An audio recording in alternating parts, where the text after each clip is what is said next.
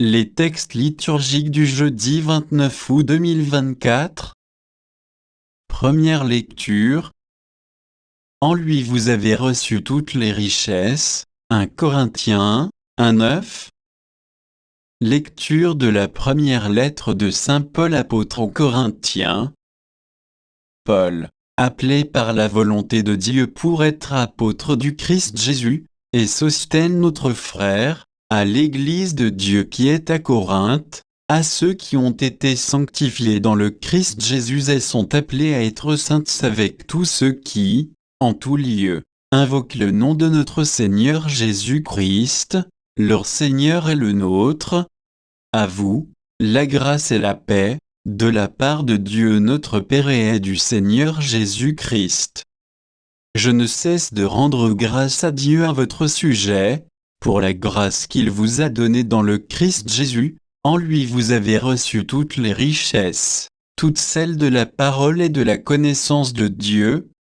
Car le témoignage rendu au Christ s'est établi fermement parmi vous ainsi, aucun don de grâce ne vous manque, à vous qui attendez de voir se révéler notre Seigneur Jésus-Christ. C'est lui qui vous fera tenir fermement jusqu'au bout, et vous serez sans reproche au jour de notre Seigneur Jésus-Christ, car Dieu est fidèle, lui qui vous a appelé à vivre en communion avec son Fils, Jésus-Christ notre Seigneur. Parole du Seigneur. Psaume 144, 145, 2, 3, 4, 5, 6, 7. Chaque jour je te bénirai, je louerai ton nom toujours et à jamais. Il est grand, le Seigneur, hautement loué, à sa grandeur, il n'est pas de limite. D'âge en âge, on vantera tes œuvres, on proclamera tes exploits, je redirai le récit de tes merveilles, ton éclat, ta gloire et ta splendeur. On dira ta force redoutable, je raconterai ta grandeur, on rappellera tes immenses bontés, tout acclameront ta justice. Évangile.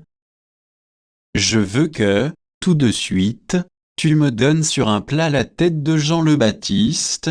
Marc 6, 17, 29. Évangile de Jésus-Christ selon saint Marc.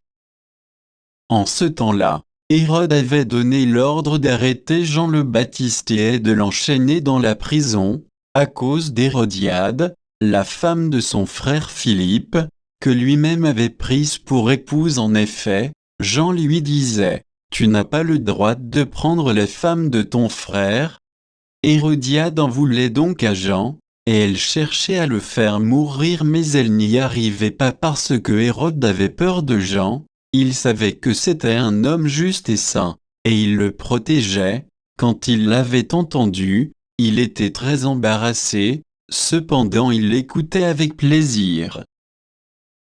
Or, une occasion favorable se présentait quand, le jour de son anniversaire, Hérode fit un dîner pour ses dignitaires, pour les chefs de l'armée et pour les notables de la Galilée. La fille d'Hérodiade fit son entrée et dansa. Elle plut à Hérode et à ses convives. Le roi dit à la jeune fille, « Demande-moi ce que tu veux, et je te le donnerai. » Et il lui fit ce serment, « Tout ce que tu me demanderas, je te le donnerai, même si c'est la moitié de mon royaume. » Elle sortit alors pour dire à sa mère, « Qu'est-ce que je vais demander ?» Hérodiade répondit, « La tête de Jean, celui qui baptise. » Aussitôt la jeune fille s'empressa de retourner auprès du roi, et lui fit cette demande, « Je veux que, tout de suite, tu me donnes sur un plat la tête de Jean le Baptiste. » Le roi fut vivement contrarié, mais à cause du serment et des convives,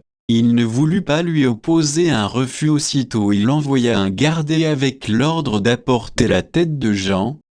Le garde s'en alla décapiter Jean dans la prison. Il apporta la tête sur un plat, la donna à la jeune fille, et la jeune fille la donna à sa mère.